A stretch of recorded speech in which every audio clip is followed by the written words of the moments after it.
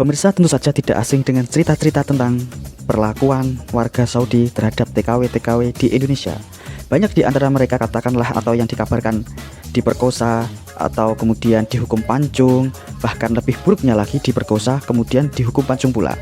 Tetapi cerita-cerita semacam itu belum lengkap, ada cerita yang jauh lebih miris dan lebih mengerikan di baliknya, yaitu apa? Bahwa kenapa banyak TKW-TKW yang diperlakukan sangat buruk? Karena sejak awal TKW-TKW di Indonesia itu memang mendapatkan stigma di sana sebagai pelacur. Bahkan pelacur yang paling murah mendapatkan gelar sebagai Abu Khamsin, yaitu wanita yang harganya sekitar 50 real. Kenapa bisa seperti itu? Simak video ini sampai tuntas. Kita akan berbicara tentang kemanusiaan dan rasionalisme. Yuk kita mulai.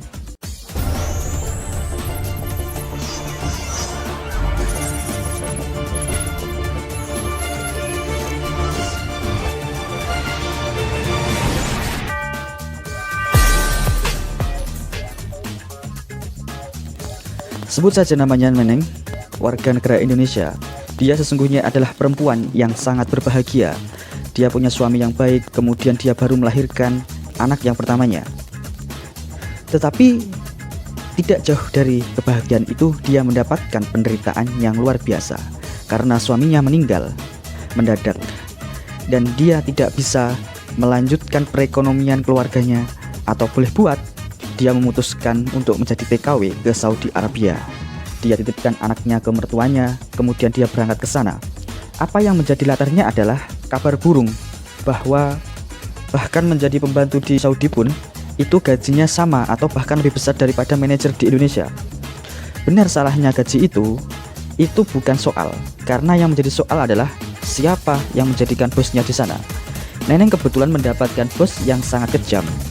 Udah dia cabul, dia berkali-kali mencoba untuk melakukan pemerkosaan, kemudian gajinya tidak dibayarkan, seluruh surat-suratnya disimpan, disita dan ditahan dan sebagainya, dan bahkan dia disekap.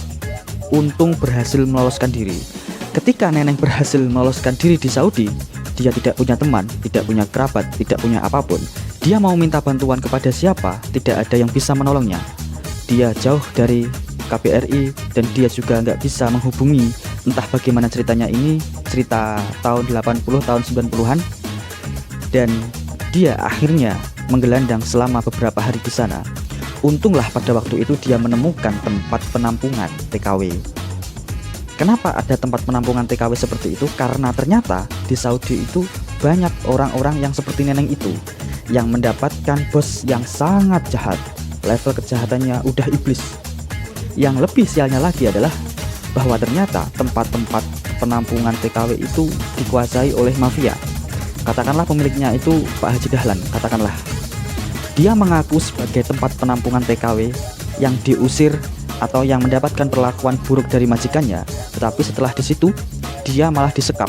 Dan setelah disekap, dia dipaksa untuk membayar makan, minum, penginapan dan lain sebagainya.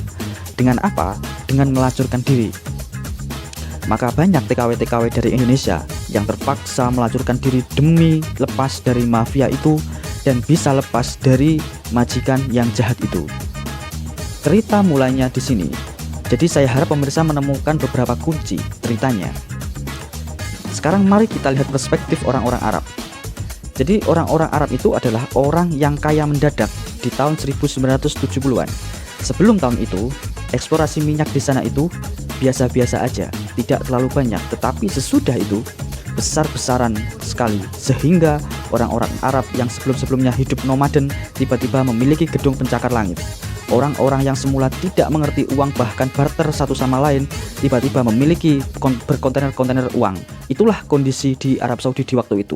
Jadi mereka itu adalah orang-orang yang kaya mendadak. Bayangkan bagaimana mentalitas orang yang sama sekali tidak punya uang dan tiba-tiba memiliki uang dalam jumlah yang sangat besar.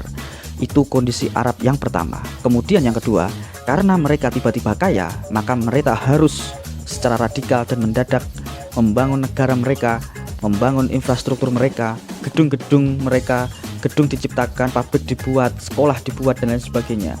Dan inilah akhirnya membuat apa?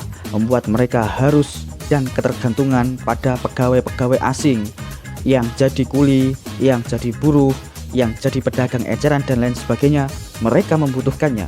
Tetapi orang-orang Saudi sendiri pada waktu itu tidak ada yang mau melakukan itu karena mereka merasa dirinya sudah terlalu kaya.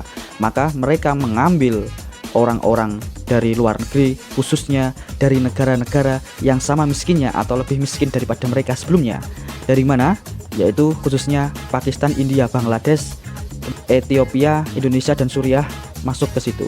Dan inilah yang akhirnya memunculkan masalah yang kedua. Selain orang-orang Arab itu kaya mendadak tiba-tiba, orang Arab itu juga mengalami kultur shock dan kultur ledge sekaligus. Sebelumnya orang-orang Arab itu tinggal terisolir. Siapa yang mau tinggal di gurun pasir segede itu? Tidak ada. Jadi hanya mereka yang mau tinggal di situ. Dan karena itu maka mereka itu budayanya homogen, bahasanya homogen, tradisinya homogen, agamanya homogen. Mereka hidup tanpa persiapan untuk berkenalan dengan pihak manapun di dunia. Tetapi setelah itu mereka tiba-tiba bertemu dengan orang sekitar 30% dari jumlah penduduknya adalah orang-orang asing yang datang ke sana dengan berbagai budaya, berbagai tradisi, berbagai pengalaman hidup, termasuk juga penyakit-penyakit mental. Numpuk semuanya di sana. Akhirnya kenapa orang-orang Arab itu mengalami kekagetan massal? Banyak di antara mereka yang kemudian menjadi terlalu angkuh, menjadi terlalu sombong, dan menjadi rasis luar biasa. Kalau pemirsa adalah sosiolog atau antropolog, maka akan benar-benar mengerti bagaimana gilanya orang-orang Arab pada waktu itu. Dan itulah yang membuat mereka itu benar-benar mengerikan untuk sebagian orang Indonesia. Dan kelanjutan ceritanya adalah ketika kita menghubungkan dengan cerita yang barusan itu dengan yang pertama, ketika orang-orang Arab itu menjadi terlalu beringas, menjadi terlalu keras terhadap orang-orang yang datang ke negaranya, kemudian orang yang datang ke negaranya itu harus kabur melarikan diri dan terpaksa mengikuti mafia-mafia itu, maka muncullah PSK di Arab pertama kalinya. Karena orang Arab sebelumnya itu tidak kenal PSK, tidak kenal pelacur. Mereka biasa memperkosa, tetapi tidak biasa melacur. Kenapa? Karena hukum aturan agama di sana itu sangat ketat. Agama negara disatukan, begitu. Dan karena itu maka siapapun yang ketahuan berzina atau melakukan hal-hal yang semacam itu, maka hukumannya sangat berat, bisa sampai dihukum mati. Kalau melacur, makanya di sana tidak ada pelacuran. Tapi kalau memperkosa, mereka kenal. Kalau memperkosa, maka butuh 4 orang saksi untuk bisa membawa si pemerkosa itu ke pengadilan. Selain itu, masalahnya adalah bahwa budaya mereka itu adalah budaya menutupi aib. Jadi misalkan di Indonesia, berapa banyak kasus korupsi? Tidak bisa dipastikan, tetapi bisa diperbedakan. Tetapi di Saudi Arabia tidak mungkin seperti itu. Karena apa? Karena aib itu harus ditutupi. Jadi masalah korupsi, masalah perzinahan atau apa dan sebagainya itu tidak pernah ada angkanya. Apakah mereka memperkosa ataukah mereka melakukan pelecehan seksual dan sebagainya, itu juga tidak pernah ada datanya. Karena yang penting aibnya harus ditutup. Nah, ini yang akhirnya menyebabkan orang-orang Arab itu kenal dunia prostitusi. Tetapi prostitusi itu impor dari luar. Kebanyakan yang menjadi orang-orang prostitusi itu adalah orang Nigeria, orang Ethiopia. Kalau yang buat mabuk-mabukan, yang memproduksi air keras oplosan, itu pasti orang Filipina. Nah, bagaimana dengan orang-orang Indonesia? Yaitu orang Indonesia itu tadi itu yang tidak kuat dengan bos-bos galak Arab Saudi itu banyak yang kemudian berubah menjadi PSK. Tapi ada hal yang lebih buruk lagi di situ, yaitu apa? Karena orang Arab tidak terbiasa dengan pelacuran, maka mereka tidak ada yang membeli jasa orang-orang Indonesia. Jadi yang membeli siapa? Yang membelinya adalah para pekerja dari luar negeri yang tadi itu. Ingat sekali lagi, ada sekitar 30% dari seluruh penduduk Saudi itu dari luar negeri. Mereka pegawai-pegawai dan pekerja-pekerja kasar. Mereka buruh, khususnya dari India, Pakistan, Bangladesh. Dan merekalah yang kemudian menyewa jasa dari PSK Indonesia. Begitu ceritanya. Jadi kalau sekarang kita itu di Indonesia sering mendengar kabar atau stigma bahwa itu orang Bangladesh, orang India cabulnya luar biasa. Begitu kan? Kenapa seperti itu? Karena PSK di Saudi yang menyewa jasa itu adalah orang India, orang Pakistan, dan orang Bangladesh. Begitu. Jadi makanya kalau orang Bangladesh ketemu sama cewek Indonesia, mereka mikirnya bahwa cewek Indonesia itu kayak gitu. Dan sebaliknya, orang-orang sana juga menganggap bahwa cewek-cewek Indonesia itu adalah cewek yang, mohon maaf, udah PSK, udah murah. di Saudi itu PSK paling murah itu dari orang-orang Indonesia. Kenapa seperti itu? Alasannya yang pertama adalah konon katanya orang-orang Indonesia itu cewek-ceweknya mainnya itu nggak pinter katanya, terlalu pasrah. Dan yang kedua itu maaf ya, karena organnya kekecilan dan itu nggak sesuai dengan selera mereka. Selera mereka itu yang aneh-aneh. Ingat, Bangladesh, Pakistan, India itu sejak ribuan tahun yang lalu itu punya Kama Sutra. Jadi budaya soal seks mereka itu maju walaupun sangat tersembunyi. Nah, ketika berhadapan dengan orang-orang Indonesia yang lugu dalam hal itu, mereka menganggap bahwa cewek-cewek Indonesia itu yang paling murah karena tidak bisa mengimbangi hasrat dan fantasi mereka. Jadi mereka lebih senang dengan orang Nigeria, Ethiopia, dan walaupun hitam tapi jauh lebih kuat dan jauh lebih bervariasi. Kurang lebih pikirannya seperti itu. Maka akhirnya PSK di Indonesia itu dibayar paling murah. Waktu Arab lagi booming-boomingnya petrodolar, harga PSK di sana dari orang-orang Indonesia itu sekitar Rp175.000 per sekali kencan. Sekarang itu bisa sampai 1 juta atau 2 juta per sekali kencan.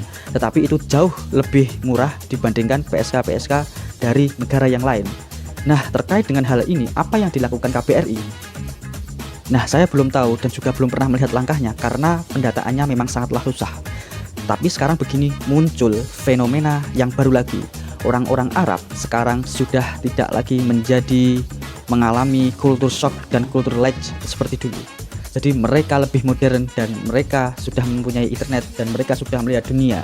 Dan pada prinsipnya mereka tidak kaget seperti dulu lagi. Dan karena itu maka kita sekarang jarang sekali mendengar kasus-kasus pemerkosaan seperti dulu lagi. Arab sudah semakin kesini semakin jauh lebih baik. Tetapi ekspor PSK Indonesia ke sana masih tetap berlanjut karena mafia-mafia di sana pun masih tetap ada dan pelanggan-pelanggannya pun masih tetap ada, bahkan bertambah banyak. Dan sekarang ada fenomena bahwa PSK yang dikirimkan ke sana bukan lagi TKW yang terpaksa, bukan, tetapi banyak di antaranya yang sengaja datang ke sana memang untuk mencari nafkah. Istilah orang-orang seperti itu umrohan. Nah, kalau ada istilah umrohan itu berarti mereka datang ke sana untuk umroh, tetapi di sana bukan untuk benar-benar umroh, tetapi untuk dagang daging. Tetapi di Saudi kan tetap tidak ada pelacuran, kan ketat sekali di sana. Iya memang ketat, tetapi justru gara-gara mereka itu sangat ketat dalam hukum agama, maka mereka menjadi sangat longgar. Kok bisa? Ya bisa. Misalkan gini, di Saudi itu semua perempuan, apalagi di 2 tanah haram itu harus pakai cadar, bahkan ketutupan matanya dan seluruhnya ketutupan. Dan ini apa? Laki-laki di sana yang cabul-cabul itu pakai hijab juga, pakai kerudung juga. Jadi tidak kelihatan. Jadi kalau misalkan ada laki-laki, perempuan yang jalan berduaan sama petugas syariah di sana ya dibiarkan. Lah si laki-laki juga pakai itu dikiranya perempuan dan tidak ada yang tahu karena semuanya tertutup. Dan itu adalah modus dari PSK di sana. Sekarang bisa dikatakan Jeddah itu penuh dengan PSK seperti ini. Bahkan 2 tanah suci Mekah dan Madinah itu tidak lepas dari peran serta mereka, orang-orang PSK di Indonesia yang datang ke sana. Pas musim umroh, pas musim haji, mereka datang ke sana bukan hanya untuk beribadah tetapi juga untuk bermaksiat. Dan apalagi kalau menjelang musim haji, mereka panen besar.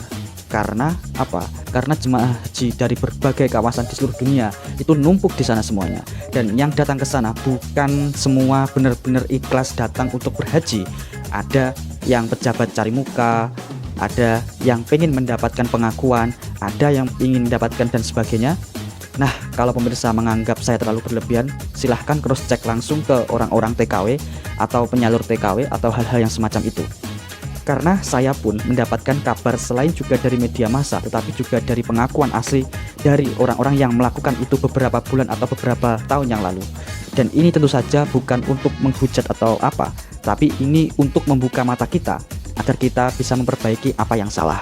Jadi semoga ini bisa menjadi bahan renungan, bisa menjadi bahan pertimbangan, dan ayo kita pikirkan sama-sama bagaimana solusi untuk mengatasi masalah ini. Kan jadi ngeri juga kalau 2 tanah suci dikotori oleh masalah-masalah seperti ini. Terima kasih karena sudah menyimak. Saya Oli Production.